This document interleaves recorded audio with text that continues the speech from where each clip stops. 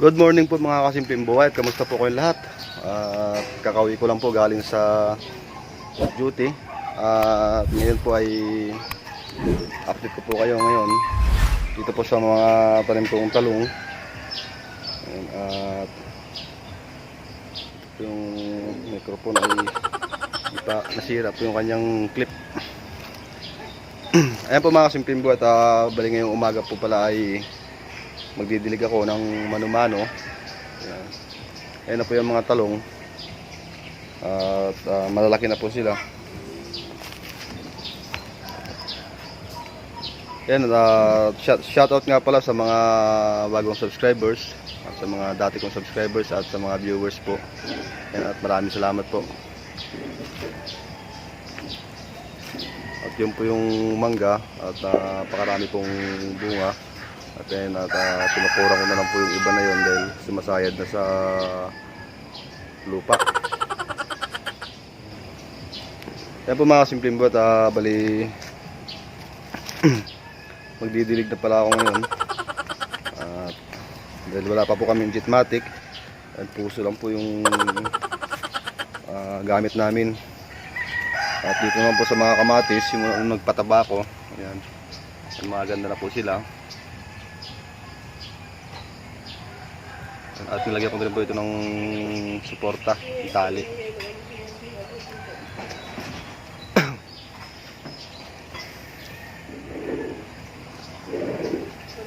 Ito lang po yung paligid ng bahay namin mga kasimpleng buhay.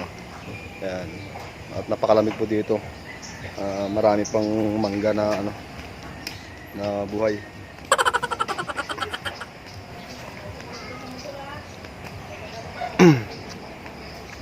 Papakita ko po sa inyo yung mangga. Ito po ay malapit ng pitasin. Dahil mga na po, mga gulang na po.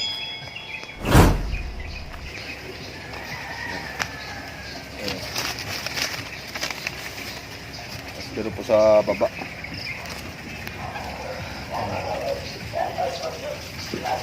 Napakaraming bunga.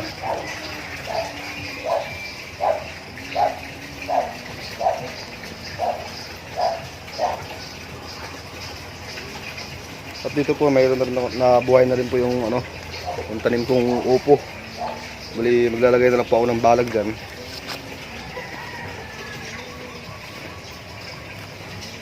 Abangan ko na agad ng balag kapag nakabili ako ng buho.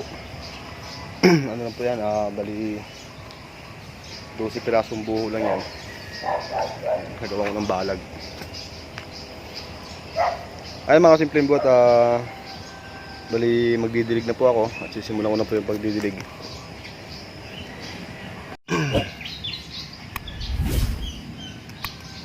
Bali mamayang hapon nga pala mga kasimpleng buhay ay mag-i-spray nga pala ako dito ng insecticide, pati halo ako ng Agruel. Yan, para tuloy-tuloy yung kanilang paglaki.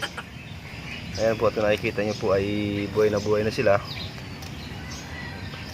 sa kabila. Bali ang tanim mo na to ay 2 trip po yan. Kinapos lang po ako sa pagtataniman, kaya medyo masinisin yung kanyang pagtanim. At meron din po dun sa harapan ng bahay, malapit sa may siling talbusan.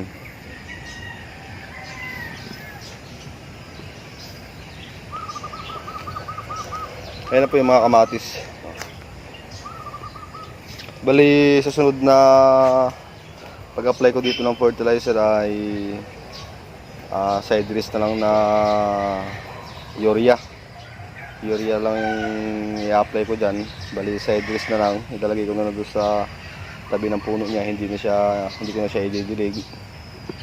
Pagkatapos ko pong diligan yan, lalagyan ko po ng kaunting urea bawat puno para hindi po masunog yung kanyang puno.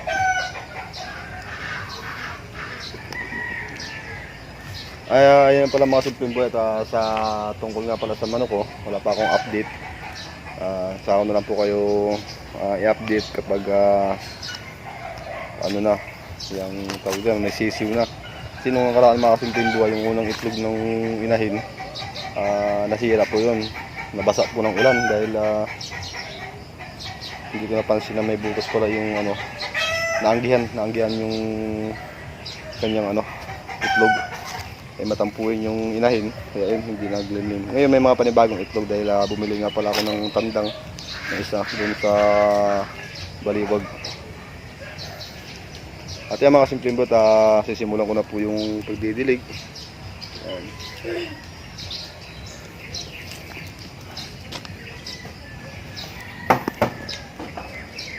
A few moments later.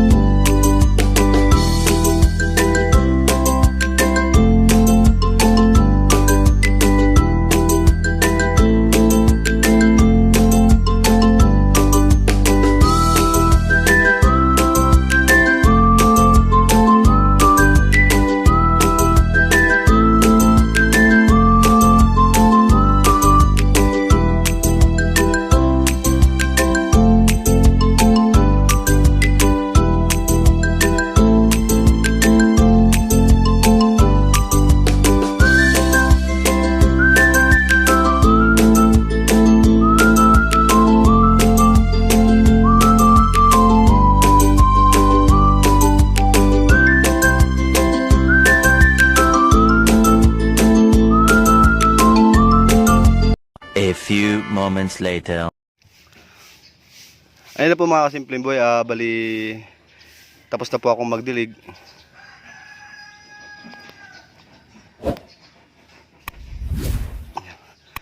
Ayun, bali nadiligan na rin po lahat. Mano-manong pagdidilig lang po. Ayan, tiis lang po muna dahil wala pa tayong pambili ng kitmatic. Ayan. Bali yung kamatis and talong, lahat ay nadiligan na ngayong umaga. Ayan, at hindi pa sila ganong malakas sa tubig ngayon dahil maliliit pa lang po sila. Ayan. Bali sa sunod kapag tinamad ako magbomba, bali yung sprayer na lang gagamitin kong pandidilig. Ayan, sa ngayon ay yung timba-timba muna. Ayan.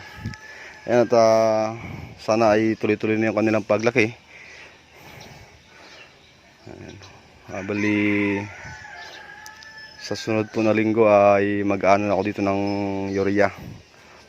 Mag-aabono na ako ng urea.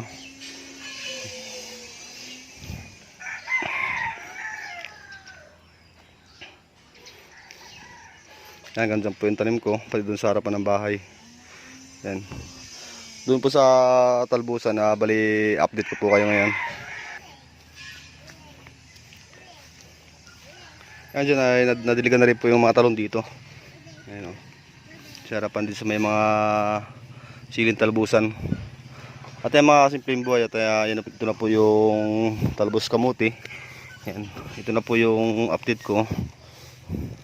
Simula po nung na-sprayan ko siya ng Agrowil, ayan, mabilis po yung kanyang pag-usbong, mabilis na umaba. Ayan po.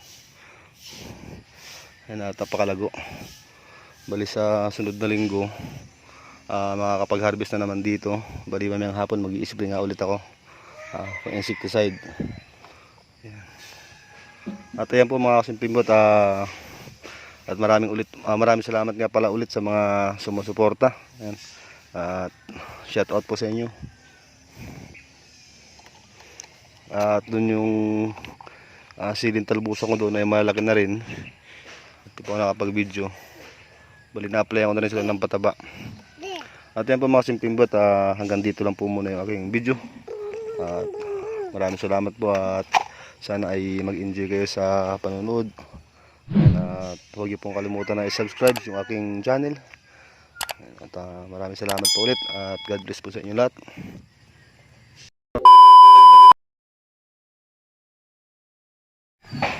Ito na po mga kasimpleng buhay yung bagong tanim ko na kalabasa. Yan, hanggang doon. Bali, update ko po kayo. Ito po ay panibagong tanim ko siya. Kasi yung unang tinanim ko dito, hindi naman po maganda yung kanyang buto. Dahil galing lang din po sa bunga yon na binigay po ng kapitbahay. Bali, payat po kasi yung kanyang kanyang buto. Bali ngayon, bumili po ako ng buto doon sa sa mga nagbibenta ng mga sa agricultural product. Ayan. Bumili ako ng isang